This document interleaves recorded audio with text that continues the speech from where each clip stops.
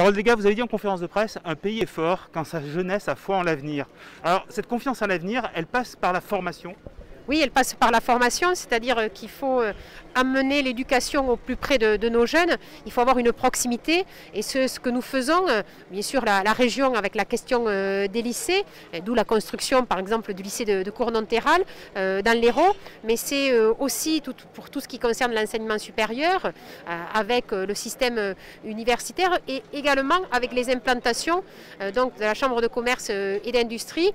Formation initiale, mais formation aussi pour les demandeurs d'emploi et également formation continue pour les entreprises. La proximité met le pied à l'étrier et permet d'accéder plus facilement à des emplois qui sont créés sur ce chantier ici du parc des expositions de Béziers, entreprise du BTP, où ce matin, où j'étais avec un nouveau projet industriel sur les électrolyseurs, donc sur Cameron-Schomberger.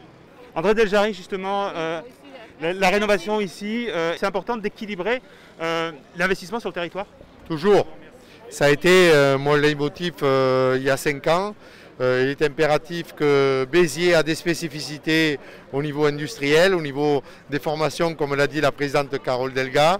On a cet impératif rénovation du parc d'expo parce qu'il se passe de vraies choses ici avec Intersud, des carnets de commandes qui se remplissent à hauteur de 2,5 millions. Si nous ne le faisions pas, c'est une faute.